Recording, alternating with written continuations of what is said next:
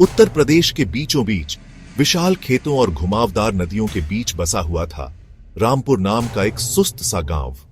यहां जिंदगी धीमी गति से चलती थी।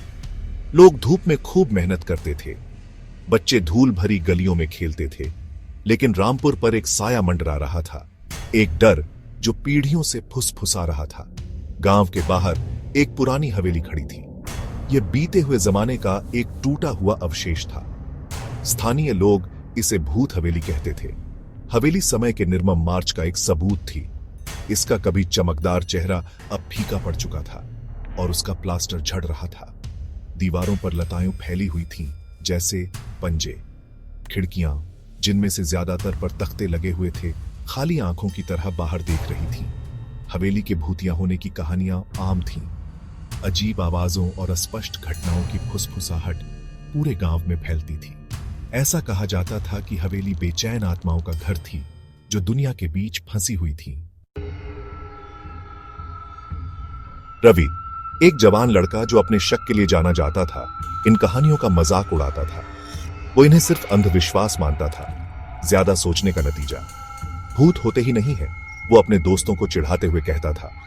एक गर्म गर्मी की रात, जब रवि और उसके दोस्त तारों वाले आसमान के नीचे बैठे थे, बातचीत जैसा कि अक्सर होता था, भूतिया हवेली की ओर मुड़ गई। अपने दोस्तों द्वारा अपनी बहादुरी साबित करने की चुनती मिलने पर रवि अपनी जवानी के जोश में हवेली में एक रात बिताने को तैयार हो गया। जैसे ही चांद आसमान में ऊंचा चढ़ा, लंबी और भयानक परछाइयां डालते हुए रवि और उसके दोस्त हवेली के पास पहुंचे। हवा में एक अजीब सा डर छा गया था, जो रवि के दिखावटी आत्मविश्वास के बिल्कुल विपरीत था।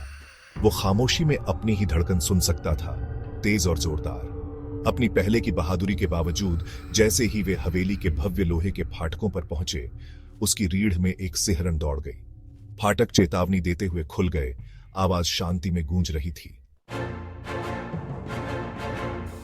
हवेली के अंदर की हवा सड़ांध और धूल की गंध से भरी हुई थी। हर कोने से मकड़ी के जाले लटके हुए थे, जैसे कोई भयानक सजावट। जैसे ही वे हवेली में आगे बढ़े, हर कदम खाली हॉल में गूंजता हुआ लग रहा था।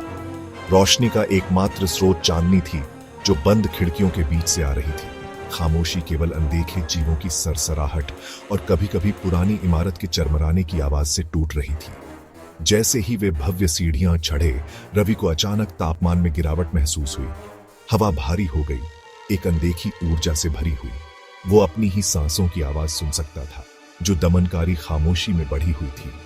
हवेली की गहराई में कहीं एक दरवाजा बंद हो गया। आवाज शांति में बंदूक की गोली की तरह तेज थी। उसके दोस्त घबराहट से एक दूसरे को देखने लगे। उनकी पहले की बहादुरी बढ़ती बेचैनी से बदल गई। वे आगे बढ़ते रहे, हवेली के खामोश आलिंगन में गहराई तक खींचे चले गए। सीढ़ियों के ऊपर पहुंचकर वे एक लंबे अंधेरे गलियारे में आ गए। आखिर से एक ठंडी हवा चल रही थी, उनके टखनों के चारों ओर घूम रही थी। और फिर उन्होंने उसे देखा। एक सफेद पारदर्शी आकृति चुपचाप उनकी ओर सरक रही थी। उसकी आंखें, दो जलते हुए अंगारे, मानो उन्हें चीर रही थीं। रवि और उसके दोस्त दहशत में आ गए। हवेली में खून जमा देने वाली चीख गूंज उठी, क्योंकि वे मुड़े और भाग गए, सीढ़ियों से नीचे और रात में बाहर निकल गए। गांव में वापस हांफते और कांपते हुए उन्हें सच्चाई का पता चला। हवेली वास्तव में भूतिया थी। आत्मा को एक अन्याय की शिकार महिला की कहा जाता था, जो शांति की तलाश में थी। उस दिन से रवि ने फिर कभी भूतिया हवेली की कहानियों पर शक नहीं किया। उस रात की याद, ठंड, भयानक आवाजें और भूतिया प्रेत उसके दिमाग में बस गईं। भूतिया हवेली इस बात की कड़ी याद दिलाती थी कि कुछ चीजों को बिना छेड़े छोड़ देना ही बेहतर होता है, अंधेरे में फुसफुसाते रहस्य प्रकट होने की प्रतीक्षा में।